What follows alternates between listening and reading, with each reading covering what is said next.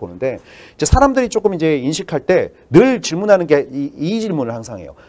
전기차와 수소 전기차 뭐가 대세가 될까요? 뭐 이런 얘기를 합니다. 저는 이제 저만의 이제 대답을 갖고 있으면 두 분이 어떻게 생각하시는지 좀 듣고 싶어요. 그런 질문을 받았을 때 어떻게 저는 답변을 뭐 똑같이 말씀드립니다. 이게 왜냐면 전기차하고 퓨얼셀하고는 사실은 병행돼야지 어느 거 하나만 갈 수 없다. 그러니까 마치 한국은 이 박정희 대통령 때부터 좋은 모델을 하나 만들어놨어요. LPG차로 택시나 용달차를 움직이게 할 수 있게 만들었는데 이게 뭐가 올려고 얘기 안 하죠. 휘발유가 맞냐 LPG가 맞냐 얘기 안 하듯이 저는 어찌됐건 이 명제는 그겁니다. CO2나 NOx 배출량을 제로로 만들어라 라는 명제는 안 바뀔 겁니다. 그러면 이 포트폴리오를 EV 100%로 갖고 갈 거냐 아니면 퓨얼셀하고 8대2로 뭐 7대3로 갖고 갈 거냐는 각국의 처한 에너지 상황에 다 다릅니다.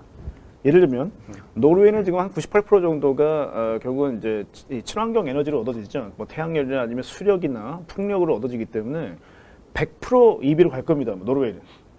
근데 일본과 한국은 어찌됐건 EV로 가기 위해서는 전기를 만들어내야 되거든요. 근데 이게 만약에 뭐 우리가 이 수력이나 이런 거를 충당이 안 되고 원자력까지 껐다 그러면 방법은 지금 당장은 LNG밖에 없어요. 그럼 LNG를 태울 거냐?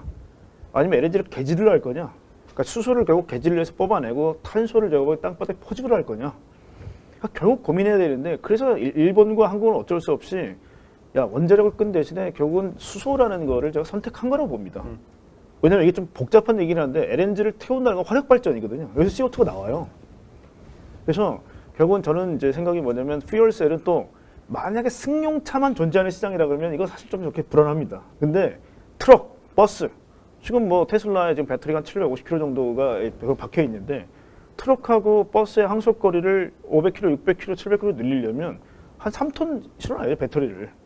이거 제가 보기에 효율적이지 않아요. 그래서 저는 퓨얼셀은 대형기관, 그 다음에 잠수함이나 이제 함정이나 이런 배, 그 다음에 앞으로 나올 어반 에어모빌리티는 사실 퓨얼셀을 집어넣었을 때 15시간 이상 날 수 있는데 배터리 한 15분밖에 못 나릅니다. 그래서 이 퓨얼셀이라는 거는 사실은 인프라를 갖추는 작업은 일단 해놔야 될 것 같고요.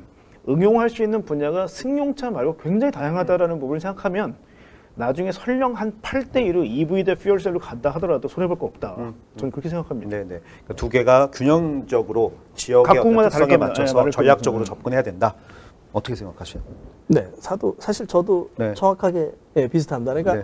이제 보면은 지금 이제 승용이랑 전기차에서는 이제 뭐 배터리 전기차가 사용성이 충분히 검증이 됐기 때문에 거기까지 뭐 퓨얼셀이 가야 된다 말아야 된다 이런 건 필요가 없는 거지만 근데 대형에 대해서는 얘기가 다르거든요. 두 가지 이제 사례를 좀 보면은 보통은 이제 어떤 그 배터리 기반 드론이 한 20분 정도로 잡는데 CES에 나왔던 두산의 드론은 2시간. 2시간을 갈 수 있습니다. 수소 연료 전지를 통해서. 그다음에 현대차가 이제 스위스 쪽 H2 에너지에서 이제 스위스 쪽에서 5,000대 전기 트럭 공급을 요청을 받았는데 이제 그 부분은 사실은 이제 현대차가 요청한 게 아니라 그쪽에서 요청을 한 거거든요. 수소는 우리가 확보할 테니 공급을 해줘. 다시 얘기하면 어떻게 되냐면 아까 센터장님 말씀하신 것처럼 각국의 에너지 상황이 다르고요. 어떤 나라는 수소를 쉽게 얻을 수 있는 나라도 좀 있고 그리고 이제 어떤 나라는 전력이 많이 이제 예를 들어서 이제 중국 같은 경우에는 신재생 에너지를 많이 버리는데 그걸 가지고서 신재생 에너지를 갖다가 ESS로 배터리 차징에 쓰던 아니면 수소 연료 전지를 만드는 데 쓰던 쓸 수가 있기 때문에 그런 부분에서는 이제 각국의